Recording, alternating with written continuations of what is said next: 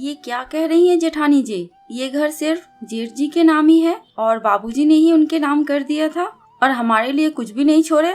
माही के तो जेठानी जी के मुंह से ये बात सुनकर होश ही उड़ गए थे। उसको एकदम से ऐसा लगा कि जैसे उसके पैरों तले जमीन ही खिसक गई। एकदम से उसकी आंखों के सामने अंधेरा सा छाने लगा।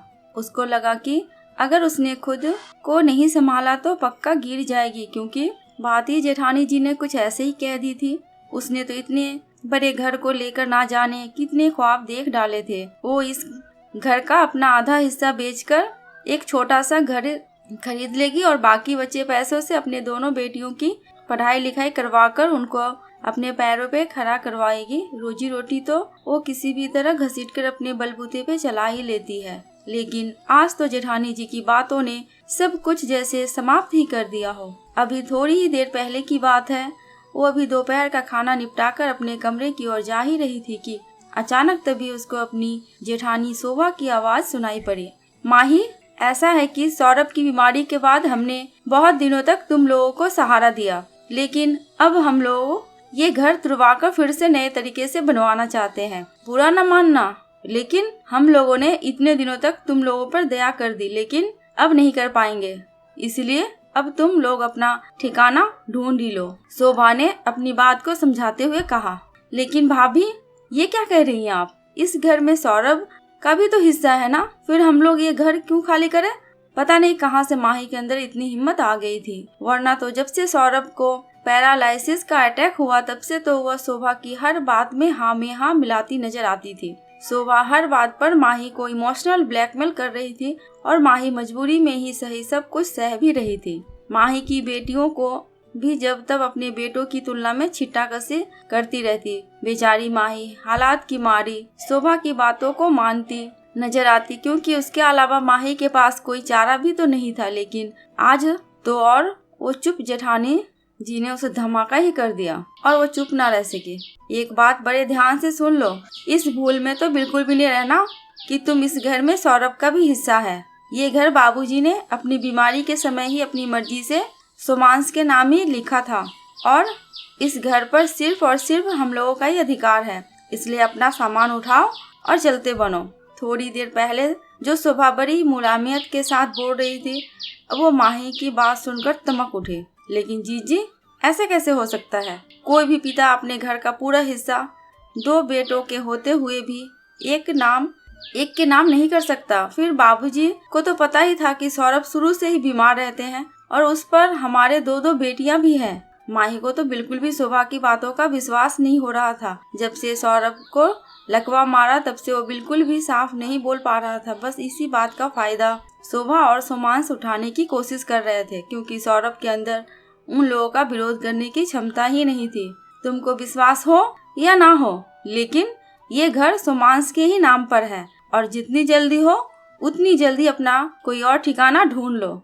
ये तुम्हारे लिए भी अच्छा होगा और हमारे लिए भी। इतना कहकर शोभा माही को अचंभित छोड़कर अपने कमरे में चली गई और माही को तो बिल्कुल भी समझ में नहीं आ रहा था कि वो क्या करे और वो सौरभ के पास बैठकर फूट कर रोने लगी।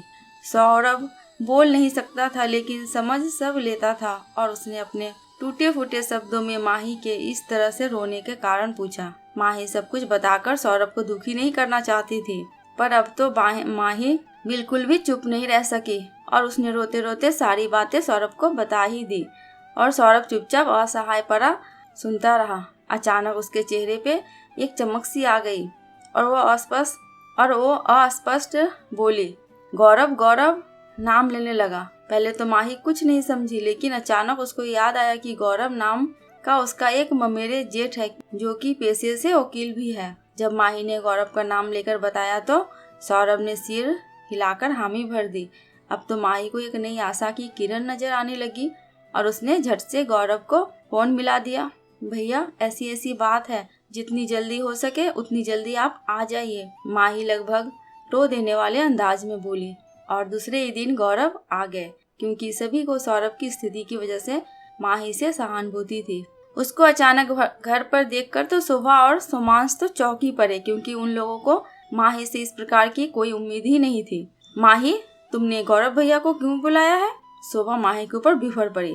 भाभी अब बस, अब तो बहुत सह लिया, लेकिन अब नहीं सहूंगी। आपने सोचा कि सौरभ तो असहाय पड़े हैं तो हमारा भला कोई सुनेगा, लेकिन भगवान हर किसी को कोई ना कोई रास्ता अवश्य दिखाता है। आपने भी तो सोचा होगा कि हम लोगों का कोई और साथ भी नहीं देगा, लेकिन सौरभ ने गौरव भैया को बुलवाकर बहुत सही किया है और गौरव भैया ने भी यहाँ आकर हम लोगों को बहुत बड़ा उपकार किया है। माही निडरता पूर्वक बोली, क्योंकि जब कर नहीं तो डर नहीं। लेकिन तुम मेरा बिगाड़ क्या लोगे? शोभा ने बेशर्मी से, भाभी ये तो शायद वक्त ही बताएगा। माही दृढ़ होकर बोली, बस आप घर के वो कागजात दिखा दीजिए जिस पर बाबूजी ने यह घर आपके नाम लिखा हो। लेकिन ऐसा कोई कागजात थे ही नहीं, और अब जब घर के सारे कागजात निकाले गए तो शोभा और सोमांश का सफेद जोड़ सामने आ गया। गौरव ने पूरी तन्मयता से माही और सौरभ की तरफ से लड़ाई लड़ी और उन दोनों को उनका पूरा हक दिलवाया। माही ने अपनी योजना के अनुसार उस घर का अपना हिस्सा बेचकर एक छोटा सा नया घर खरीद लिया और बाकी पैसा बेटियों की पढ़ाई में लगा दिया।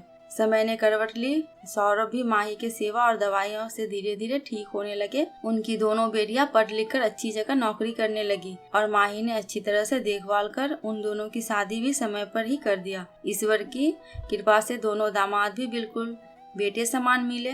वो दोनों ही सौरभ और माही का बहुत ज्यादा ख्याल रखते हैं। आज ईश्वर की कृपा से माही के परिवार में सब कुछ ठीक होने लगा, लेकिन शोभा जिन बेटों के दम पर बहुत ज्यादा फूलती थी, वो बेटे शोभा और सोमांश की आदतों की वजह से उन दोनों को छोड़कर अलग रहने लगे और माही बस यही गुनगुनाती नजर आती कि जिसका कोई नहीं होता उसका तो ऊपर वाले होते हैं। दोस्तों, आपको ये कहानी कैसी लगी प्लीज कमेंट करके हमें जरूर बताना। अगर थोड़ी सी भी अच्छी लगी हो तो प्लीज मेरे चैनल को सब्सक्राइब करके मेरी वीडियो को लाइक एंड शेयर कर देना। अंत तक वीडियो में बने रहने के लिए आपका दिल से बहुत बहुत शुक्रिया।